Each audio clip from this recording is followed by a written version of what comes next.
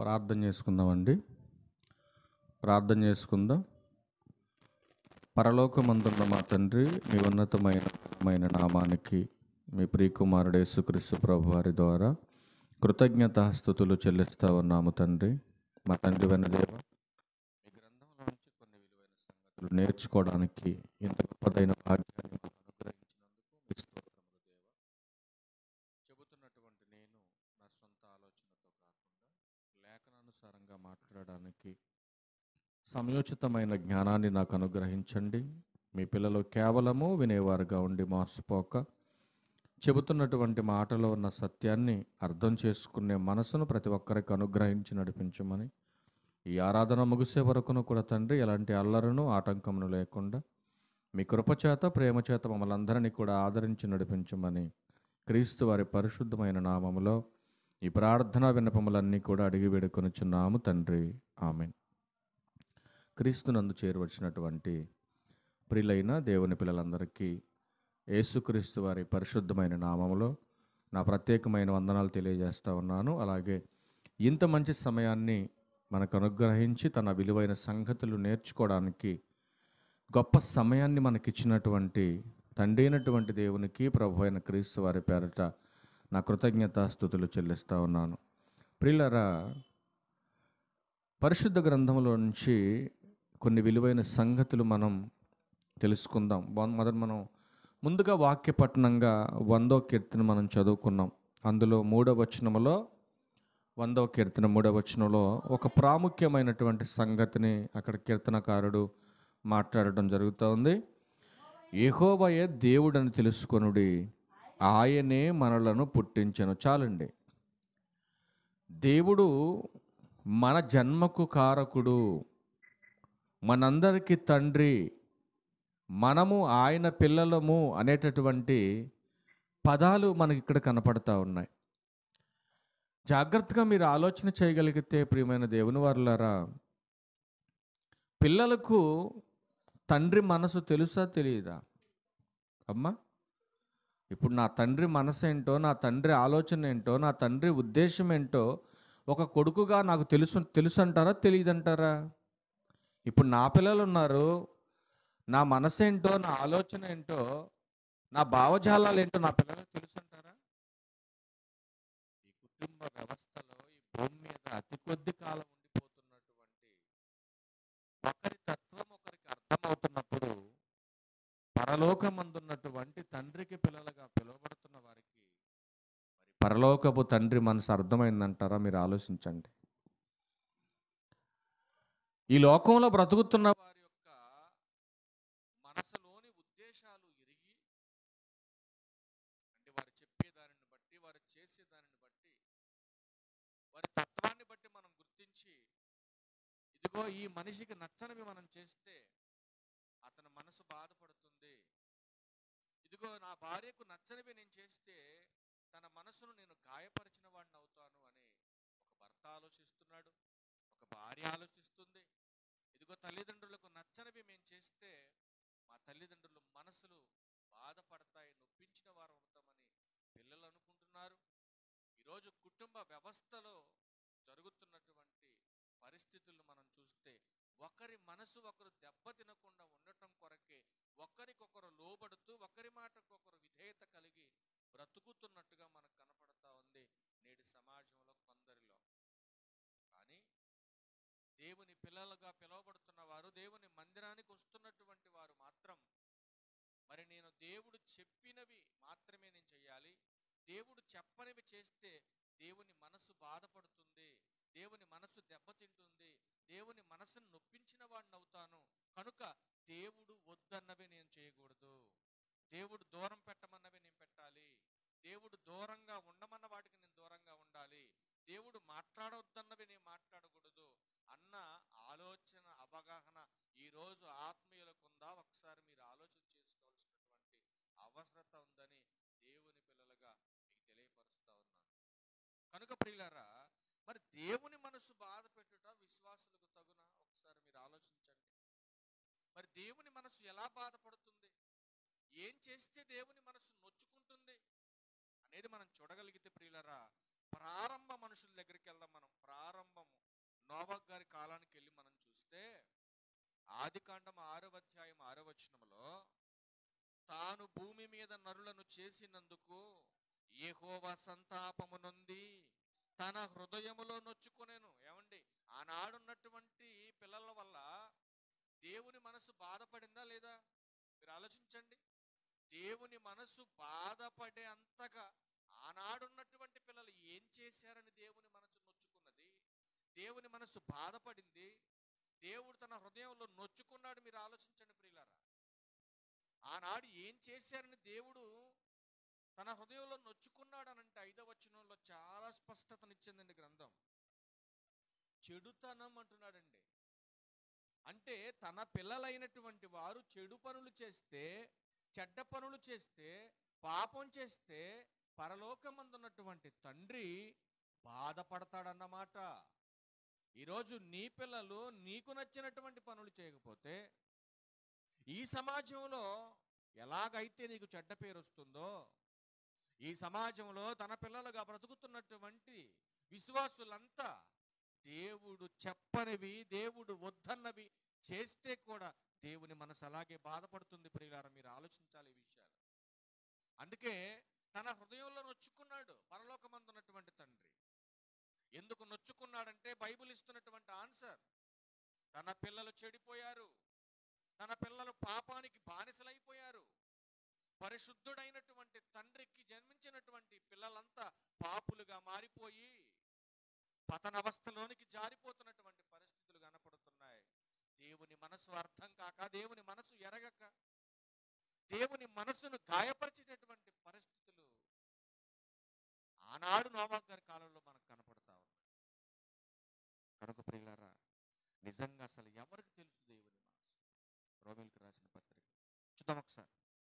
రోమీయులకు రాసిన పత్రిక 11వ అధ్యాయం 34వ వచనం. అసలు దేవుడే కనపడడు కదా, మరి దేవుడే కనపడనప్పుడు మరి దేవుని మనసు మనకు ఎలా తెలుస్తుందండి? ఎవరు చెప్పగలరండి అని మీరు అడిగితే ప్రియులారా, బైబిల్ ఏం చెప్తుందో చూడండి. రోమీయులకు రాసిన పత్రిక 11వ అధ్యాయం 34వ వచనంలో ప్రియులారా చదువు తల్లి. ప్రభు మనస్సును ఎరిగిన వాడెవడు? చూసారు ఎంత బాగుందండి. ప్రభు మనస్సును ఎరిగిన వాడెవడు? ఆయనకు ఆలోచన చెప్పిన వాడెవడు? ఎవరు తెలిసిండి ఆయన మనసు? ఎవరు చెప్పగలరండి ఆయన మనసును గురించి? ఈరోజు భార్య మనసులో ఏముందో భర్త ఎదురుగా కనపడతాడు కాబట్టి తన మనసులో ఉన్న విషయాన్ని చెప్పుతుంది. భర్త మనసులో ఏముందో భార్య ఎదురు కనపడుతుంది కాబట్టి తన భార్యతో పంచుకుంటాడు. ఇదిగో నా మనసులో ఇది ఉంది, ఇదిగో నా మనసుకు నచ్చినవి మీరు చేయాలి, నా మనసును నొప్పించే పనులు మీరు చేయకూడదని. ఒకళ్ళకొకళ్ళు ఎదురు బదురు కనపడుతున్నారు కాబట్టి ఒకరికొకరు పంచుకుంటారు. మరి విశ్వాసులైనటువంటి వారికి ఆత్మగా ఉన్నటువంటి పరలోకపు తండ్రి మనసు మరి ఎలా తెలుస్తుంది? మరి దేవుని మనసు మనకు తెలియాలంటే ఎలా తెలుసుకోగలం? మనం తెలుసుకోగలం? ఎఫెసీయులకు రాసిన పత్రిక అపోస్తలుడైన పౌలు గారు ఎఫెసీయులకు రాసిన పత్రిక 3వ అధ్యాయం 4వ వచనం చూడండి. దేవుని మనసు ఎలా తెలుస్తుందో మీరు చూడాలి. మీరు అనగా సంఘం దానిని చదివిన ఎడల, దేన్ని? సంగమా, మీరు దానిని చదివిన ఎడల దానిని బట్టి ఆ క్రీస్తు మర్మమును గూర్చి నాకు కలిగిన జ్ఞానం మీరు కూడా సంగమా గ్రహించగలరు. ఇప్పుడు దేవుని మనసు మనకు అర్థం కావాలంటే ఏం చదివితే దేవుని మనసు మనకు అర్థమవుతుంది? ఏం చదివితే మనం దేవుని మనసు నొప్పించినటువంటి క్రియలు మనం విడిచిపెట్టగలుగుతాం? దేవుని మనసును నొప్పించే క్రియలు మనం విడిచిపెట్టాలి అంటే మరి దేవుని నొప్పించేటటువంటి క్రియలేవి? ఆలోచించండి ప్రియులారా. దేవుని మనసును బాధ పెట్టే పనులు ఏవని మనకు తెలియాలంటే మనం గ్రంథం చదవాలి. అసలు దేవుని మనసు ఏంటో మనకు తెలియాలంటే దేవుని గ్రంథాన్ని మనం చదవాలి. అదే పౌలు గారు ఎక్స్ప్లెయిన్ చేస్తున్నాడు ఇక్కడ సంఘానికి. 3:4 మీరు దానిని చదివిన ఎడల దానిని బట్టి ఆ క్రీస్తు మర్మమును గుర్చి నాకు కలిగిన జ్ఞానం మీరు గ్రహించగలరు. ఏ జ్ఞానం అయితే నేను నేర్చుకున్నానో, ఏ జ్ఞానమును గుర్చి ప్రభువారు ప్రకటించాడో, అసలు వారి తండ్రి కొడుకుల మనసు ఏంటో మీకు అర్థం కావాలంటే గ్రంథం మీరు చదవాలి. గ్రంథములో రాయబడిన సంగతులు మీరు ఎరగాలి. అవన్నీ ఎరగక, అవన్నీ చదవక మీకు ఎలా అర్థమవుతుంది దేవుని మనస్సు? అప్పుడప్పుడు మనం మాట్లాడుతూ ఉంటాం, 10 సంవత్సరాలు 20 సంవత్సరాలు భర్తతో కాపురం చేసిన భర్త మనసు ఏంటో కొంతమంది స్త్రీలకు అర్థం కాదండి. మాట్లాడుతూ ఉంటారు చాలామంది. అసలు ఈయన ఉద్దేశం ఏంటో, ఈయన మనసు ఏంటో, ఈయన మనసులో ఏమనుకుంటాడో ఎవరికి అర్థం కాడు ఈయన అంటది భార్య, కట్టుకున్న భార్య. అంటారా లేదా? ఎన్నో సంవత్సరాల నుంచి మందిరానికి వస్తూ ఉంటాం, దేవుని గురించి కీర్తనలు పాడుతూ ఉంటాం, విలువైన మెసేజ్లు మనం వింటూ ఉంటాం, కానీ అసలు దేవుని మనసు ఏంటో క్రైస్తవులైనటువంటి వారికి అర్థం కాలేదండి. చాలామందికి అర్థం కాకపోవటం వలనే తండ్రి అయినటువంటి దేవుని మనసును బాధ పెట్టేటటువంటి పనులు చేస్తున్నారు ఈరోజు.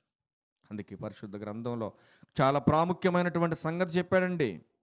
కీర్తనల గ్రంథం 27వ కీర్తన 9వ వచనంలో ఒక ప్రాముఖ్యమైన సంగతి ఉందో చూద్దాం ప్రియులారా. అక్కడ దేవుని మనస్సును బాధ పెట్టుట విశ్వాసులకు తగునా అనంటే, అసలు ఎందుకు దేవుని మనసును బాధ పెడుతున్నారు వీళ్ళు?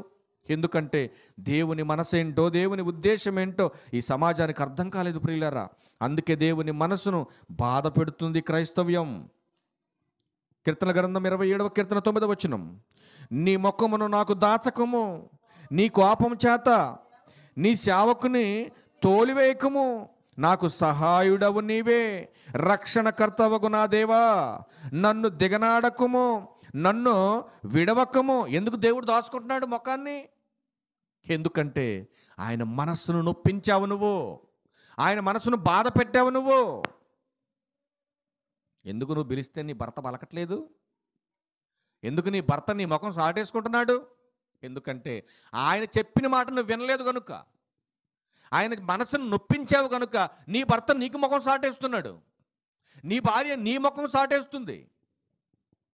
అది దేవుడు కూడా చెబుతున్నాడు, నాకు నచ్చనివి మీరు చేసి నా మనసును నొప్పిస్తే, నన్ను బాధ పెడితే, మీకు బాధలు వచ్చినప్పుడు నా వైపు చూస్తారు కదా, అప్పుడు అంటున్నాడు ఆయన, నా ముఖాన్ని చాటేసుకుంటాను, నేను విడిచిపెడతాను, నేను పట్టించుకోను నిన్ను అంటున్నాడు దేవుడు.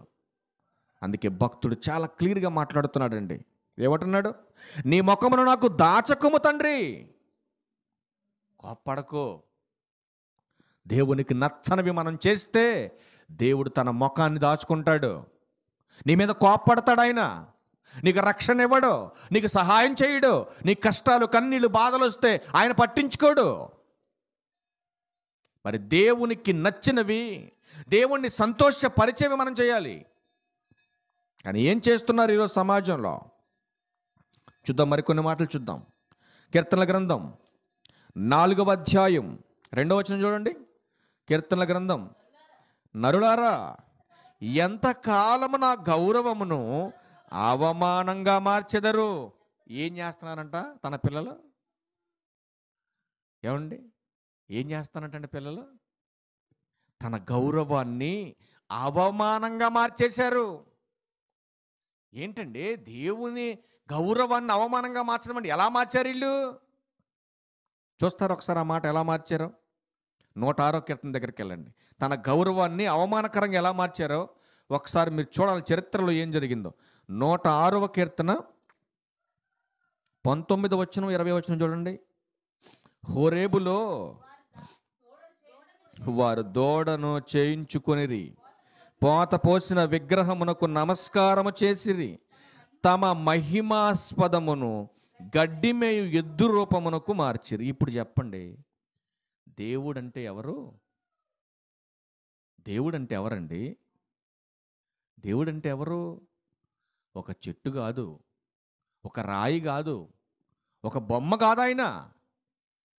ఆయన ఆత్మ కనుక ఆత్మస్వరూపుడైనటువంటి దేవుడు ఆదిలో ఆదామును చేసేటప్పుడు ఒక మాట వాడాడు. అక్కడ ఏం వాడాడండి? ఆదామును మన పోలిక చొప్పున, మన స్వభావం, మనలాంటి వాడుగా ఆదాము మనలో ఒక్కడి వంటి వాడాయని అన్నాడు. అంటే ఇప్పుడు మానవులంతా ఎవరి పోలిక, ఎవరి స్వరూపం? దేవుని స్వరూపం. అంటే దేవుడు ఎలా ఉంటాడు అని అంటే నిదర్శనంగా మనం చూపించవలసింది దేవుడు నాలా ఉంటాడన్నమాట. అంటే నా అంత ఉంటాడని కాదు అని అర్థం. దేవుని లాంటి తత్వం కలిగినటువంటి, స్వభావం కలిగినటువంటి వ్యక్తులుగా, మహాశక్తులుగా దేవుడు మనల్ని చేసుకున్నాడు ఈ భూమి మీద. అలాంటి పరలోకమందున్నటువంటి తండ్రి రూపాన్ని, తన గౌరవాన్ని ఈ దుర్మార్గులు దేంట్లో చూపిస్తున్నారు? గడ్డి మేయు దూడం చేశారు. ఇప్పుడు నీ కొడుకు నీ బర్త్డే రోజు గిఫ్ట్ ఏమండి కిందంతా యుద్ధాకారం చేసి పైన నీ తలకా పెట్టి నీ దగ్గర తీసుకొచ్చి, డాడీ నీ బర్త్డే గిఫ్ట్ డాడీ అని నీకు ఇచ్చింది అనుకో, నీకు ఎలా ఉంటుంది? ఎట్లుంటుందండి నీకు? ఎరా బుర్రగట్టపోయింది ఏంటి? కిందంతా ఏంటి? కిందంతా యుద్ధాకారం, పైన ఏంటి నా తలకా పెట్టేవేంటి అంటావా లేదా? వెరీ గుడ్ నాన్న, భలే. ఇప్పుడు వరకు నాకు 2 కాళ్ళే ఉన్నాయి కానీ 4 కాళ్ళు వేసి భలే పెట్టేవరా బొమ్మ అంటావా? ఎంత హీనమైనటువంటి పరిస్థితి అండి. అందుకే నా గౌరవాన్ని అవమానకరంగా మీరు చేస్తున్నారు. ఇప్పుడు ఇదే నోటితో దేవుని పాటలు అనుకోను కాసేపు. ఇప్పుడు ఇదే నోటితో బయటికి వెళ్ళి బూతులు తిడితే, ఇప్పుడు దేవుని నామానికి మనం విలువిచ్చినట్ట మీరు ఆలోచించండి, గౌరవించినట్ట మీరు చెప్పండి. మరి ఏం చేసినట్టు? ఆయనకి అవమానం తెచ్చినట్టు. అందుకే అంటున్నాడు చూడండి అక్కడ కీర్తనల గ్రంథం 4వ కీర్తన, నరులారా ఎంతకాలం అంటే ఎంత బాధ అండి పరలోకపు తండ్రికి. చూసారండి, అంటే ప్రారంభం నుంచి కూడా ఈ కీర్తన రాసేంత వరకు, యుగ సమాప్తి వరకు దేవుని నామానికి చెందవలసినటువంటి గౌరవ మర్యాదలు దేవునికి తన పిల్లలే ఇవ్వకపోతే మరి ఇంకెవరిస్తారండి? నీ పిల్లలు నిన్నే గౌరవించకపోతే, నీ పిల్లలు నీ మాటే వినకపోతే, తెలియకపోతే మరి ఇంకెవరికి తెలుసుద్దండి? మీరు ఆలోచించండి. నీ పిల్లలే నిన్ను గౌరవించినప్పుడు, నీ పిల్లలే నిన్ను పట్టించుకోనప్పుడు మరి నీకెలా వస్తుంది గౌరవం? మీరు ఆలోచించండి. అదే బాధ దేవుడు మాట్లాడుతున్నాడండి. ఎంతకాలము వ్యర్థమైన దానిని ప్రేమించెదరు. అంటే దేవుడు చెప్పనవి, దేవుడు వద్దన్నవి మనం చేస్తే అది తప్పది. ఏంటి వ్యర్థమైనమంటాడేంటి? ఏంటి ఆ వ్యర్థమైనవి ప్రేమించడం? శరీరాశలకు, లోకాశలకు, లోక మర్యాదలకు, లోక ఆచారాలకు మీరు దూరంగా ఉండండి అని చెప్పాడు దేవుడు. ఉంటున్నారా క్రైస్తవులు? ఉండట్లా. అవి చేస్తే దేవుని మనసు బాధపడుతుందా లేదా? దేవుని మనసు నొచ్చుకుంటుందా లేదా? మరి ఇవన్నీ కూడా వదిలేయమన్నాడు దేవుడు. అందుకే అంటున్నాడు, ఎంతకాలం అబద్ధమైన వాటిని వెతికెదరు. నిజం ఎక్కడుందిరా నాయన? వాస్తవం ఎక్కడుంది? ఇది సత్యం, దీన్ని అనుసరించనని చెబితే ఇది నమ్మడం మనిషి. మరి ఏది నమ్ముతాడు? గాలికి తిరిగేవాడు గాలి మాటలే నమ్ముతాడు. అవునా కదా? అయ్యే నమ్ముతాడు. కానీ దేవుడు ఏం చెప్తున్నాడు? అబద్ధాన్ని నమ్మొద్దు. అబద్ధం అంటే అర్థం ఏంటి? అబద్ధం అంటే అర్థం ఏంటండి? నిజము కానిదని అర్థం. లేని దానిని ఉన్నట్టుగా సృష్టించి, ఏమంటే జరగనవి జరుగుతున్నవని క్రియేట్ చేసి కళ్ళబొల్లి మాటలు చెప్పి చేసేటటువంటి పనులు అవన్నీ, వాటిని అబద్ధాలు అంటారు. బైబిల్ ఎక్కడైనా అబద్ధం చెప్పిందా? తండ్రి అయినటువంటి దేవుడు ఎక్కడైనా అబద్ధాలు చెప్పాడా? బైబిల్ ఎక్కడైనా ఉందా? ఎక్కడ లేని 66 పుస్తకాల్లో దేవుడు చెప్పినట్టుగా చేశాడు మనుషుల పట్ల. కానీ సమాజం ఏం చేస్తుంది? నిజాన్ని పక్కన పెట్టింది, అబద్ధాన్ని నమ్మి బడో మంది వెంబడి తిరుగుతుంది. అందుకే అంటున్నాడు, నరులారా ఎంతకాలము నా గౌరవమును అవమానంగా మార్చెదరు. ఇదే మాట రోమిలికి రాసిన పత్రికలో పౌలు గారు ఒక ప్రస్తావన చేస్తాడండి దీని గురించి. మిమ్మును బట్టియే కదా అన్య జనుల మధ్య నా దేవుని నామం దూషింపబడుతుంది. మందిరానికి వస్తున్న మీరు మీ ప్రవర్తన మార్చుకోకపోతే దేవుని నామానికి అవమానం. దేవుని మనసు నొచ్చుకుంటుంది. ఎలా నొచ్చుకుంటుందో, ఎలా బాధపడుతున్నాడో ఒక్కసారి మనం చూడగలిగితే ప్రియులారా, దేవుడు వద్దు అన్నది మనం చేయడానికి వీల్లేదండి. దేవుడు చెయ్యి అన్నది ఎంత కష్టమైన మనం చేయాలి. చరిత్రలోకి వెళ్ళి మనం చూడగలిగితే అసలు ఏం జరిగిందో, దేవుడు ఏం చెప్పాడో, వీళ్ళు ఏం చేశారో, ఏం చేశారని దేవుడు ఇలా చంపాడో మీరు చూడగలిగితే లేవ్యాకాండం 10వ అధ్యాయం చూద్దాం ఒకసారి. లేవ్యాకాండం 10వ అధ్యాయం మొదటి 2 వచనాలు చూస్తారా? అహరోను కుమారులైన నాదాబు, అబీహీలు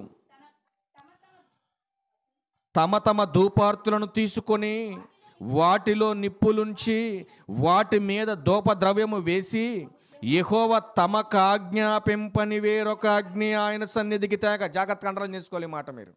దేవుడు చెప్పనటువంటి అగ్నిని తీసుకొచ్చారు వీళ్ళు దేవుని మందిరానికి. మీరు జాగ్రత్తగా వినాలి. దేవుడు చెప్పని అగ్ని ఏంటి? ఏమండి? అగ్నిలో కూడా 2-3 రకాలు ఉంటాయా? ఉంటాయా? ఇప్పుడు సందర్భం జాగ్రత్తగా మీరు వినండి. ఒరే నాయన కవ్వొత్తి వెలిగించుకొని రండిరా అన్నాడు. దేవుడికి కావాల్సింది వెలిగే కదా. నేనేదో గుడ్డ మొక్క వెలిగించుకొని వస్తానంటే ఊరుకుంటాడా? ఊరుకుంటాడా? మీరు జాగ్రత్తగా ఆలోచించండి. అందుకే ఏమంటున్నాడు ఇక్కడ, యెహోవా తమకు ఆజ్ఞాపింపని వేరొక అగ్ని ఆయన సన్నిధికి తేగా, యెహోవా సన్నిధి నుండి అగ్ని బయలుదేరి వారిని కాల్చివేసెను, వారు యెహోవా సన్నిధిని మృతి పొందిరి. అంటే దేవుడు చెప్పనిది చేస్తే అగ్ని ఏదైనా అగ్నే కదండి, అవునా? అగ్ని ఏదైనా అగ్నే కదా. కానీ దేవుడు చెప్పనవి తీసుకొచ్చారు వీళ్ళు లోపలికి. దేవుడు చెప్పనవి మనం చేసిన, దేవుడు వద్దన్నవి మనం విడిచిపెట్టకుండా వాటిని అనుసరించిన ఖచ్చితంగా చస్తారని బైబిల్ చెప్తా ఉంది ప్రియులారా. మరొక మాట చూస్తారా? కొలసీలకు రాసిన పత్రిక 3వ అధ్యాయం 8వ వచనం, దేవుడు వద్దన్నాడు మరియు మనం చేస్తే అక్కడ అహరోను పిల్లలకు బట్టిన గతే మనకు పడుతుంది. చూడండి జాగ్రత్తగా. కొలసీలకు రాసిన పత్రిక 3వ అధ్యాయం 8వ వచనం ప్రియులారా. ఇప్పుడంటే సంఘంలోకి వచ్చిన మీరు, సంఘంలోకి వచ్చిన మీరు, పరిశుద్ధులైన మీరు, ఇప్పుడైతే మీరు కోపం, చూడండి జాగ్రత్తగా వినాలి, దేవుని మనసు బాధ పెట్టే పనులు ఇవన్నీ: కోపము, ఆగ్రహము, దుష్టత్వము, దూషణ, మీ నోట బూతులను, వీటన్నిటినీ విసర్జించండి. ఇప్పుడు చెప్పండి, ఏమండి ఎలాంటివి ఉన్నాయంటారా? సంఘాల్లో ఉన్నాయంటారు? దేవుని పిల్లల్లో ఉన్నాయంటారా? లేవంటారా? జాగ్రత్తగా విందాం. సంఘములో ఉన్నటువంటి మీరు, క్రీస్తును ధరించినటువంటి మీరు, పరిశుద్ధులైనటువంటి మీరు, ప్రతినిత్యం ప్రభువా ప్రభు అని ప్రార్థన చేస్తున్నటువంటి మీరు, కోపము, ఆగ్రహము, దుష్టత్వము, దూషణ, మీ నోట బూతులు, వీటిని మానేయండి అని దేవుడు చెప్పాడు. మరి మానేశారా క్రైస్తవులు? మీరు చెప్పండి. మానలేదు. మరి మానకపోతే దేవుని మనస్సు నొచ్చుకుంటుందా నొచ్చుకోదా? మీరు చెప్పాలి. నొచ్చుకుంటుందా? మరి దేవుణ్ణి బాధ పెట్టడం దేవుని పిల్లలుగా మీకు తగునా? ఒకసారి చెప్పండి. సరైన పద్ధతేనంటారా అసలు ఇది క్రైస్తవులుగా? అది మంచిది కాదని బైబిల్ చెప్తా ఉంది. కనుక ప్రియులరా, మరొక మాట మనం చూద్దాం. యోహాను గారు రాసిన మొదటి పత్రికలో, యోహాను గారు రాసిన మొదటి పత్రిక 2వ అధ్యాయం, యోహాను గారు రాసిన మొదటి పత్రిక 2వ అధ్యాయం 17వ వచనం చూద్దాం ప్రియులరా. యోహాను గారు రాసిన మొదటి పత్రిక 2వ అధ్యాయం 17వ వచనం, లోకమును దాని ఆశయు గతించిపోవచ్చున్నవి కానీ దేవుని చిత్తమును జరిగించిన వాడు నిరంతరం నిలుస్తాడు. ఇది మీరు గమనించాలి. దేవుడు చెప్పింది చేస్తేనే మనం నిలబడతాం. దేవుడు వద్దన్నవి, చెప్పనవి, దేవునికి నచ్చనవి, దేవుని మనస్సు నొప్పించేవి నువ్వు చేస్తే నువ్వు నిలబడవు, కూలిపోతా ఉంటుంది గ్రంథం. కనుక దేవుని మనసు బాధ పెట్టుట విశ్వాసులకు తగునా? మీరు చెప్పండి. ఇప్పుడు చెప్పరేంటి? తగదు. మరి దేవుని మనసు నొచ్చుకోకుండా ఉండాలంటే దేవుడు విడిచిపెట్టమన్నవి, వదిలేయమన్నవి, విసర్జించమన్నవి, వాటన్నిటిని కూడా మనం ఏం చేయాలి? వదిలేసుకోవాలి. దేవుణ్ణి సంతోషపెట్టేటటువంటి పనులే ఈ సమాజంలో మనం చేయాలి. మరి దేవుని మనసును మనం సంతోషపరచాలంటే మరి ఎలా సంతోషపరచగలం మనం? చెప్పాలి. ఎలా ఒక మాట చూద్దాం మరి. ఆ మాట కూడా చూడండి. దేవుని మనసును సంతోషపెట్టే పాటలు చూడండి ఒకసారి. మరి దేవుని మనసును సంతోషపెట్టే పనులు చూద్దాం ఒకసారి. ఏం చెప్తున్నాడు? దేవుని మనసు సంతోషపడాలంటే మీకా గ్రంథం 6వ అధ్యాయం 8వ వచనం చూడండి ఒకసారి. మీకా గ్రంథం 6వ అధ్యాయం 8వ వచనం. దేవుని మనసు సంతోషపడాలంటే నువ్వు చేయవలసినటువంటి పని చూద్దాం. మీకా గ్రంథం 6వ అధ్యాయం 8వ వచనం. మనుషుడా, ఏది ఉత్తమమో అంటే ఏది మంచిదో నీకు తెలుసు, నీకు తెలియచేయబడింది నీకు తెలుసు. చూడండి ఏమంటున్నాడు? న్యాయముగా నడుచుకొనుటయు, కనికరమును ప్రేమించుటయు, దీన మనస్సు కలిగి నీ దేవుని ఎదుట నువ్వు ప్రవర్తించితే, అదే కదా దేవుడు అడుగుతుంది. అది దేవునికి ఇష్టం. అది దేవుడు సంతోషపడితే దేవుడు సంతోషపడేది నువ్వు దేవుడిని సంతోషపెట్టవలసినటువంటి క్రియలవే. కనుక దేవుడు వీటిని అనుసరించమంటున్నాడు, వాటిని విసర్జించమంటున్నాడు. కాబట్టి ఏవి చేస్తే దేవుడు సంతోషపడతాడో వాటినే చేసి మన జీవితాన్ని మనం ముగించుకోవాలి. మనకు నచ్చినవి చేసి మన ఇష్టాలు నెరవేర్చుకోవటం కొరకు దేవుని మనసును నొప్పించేవారుగా కనుక మనం ఉంటే మనం నిలబడమని గ్రంథం చెప్తుంది. కనుక దేవుణ్ణి సంతోషపెట్టే క్రైస్తవులుగా మనం అందరం ఉండాలని ప్రభు పేరట మిమ్మల్ని హెచ్చరిస్తున్నాను. నేను హెచ్చరించుకుంటూ ఈయన మాటలు ముగిస్తాను. అందరికీ వందనాలు. Thank you. ఈ సమయంలో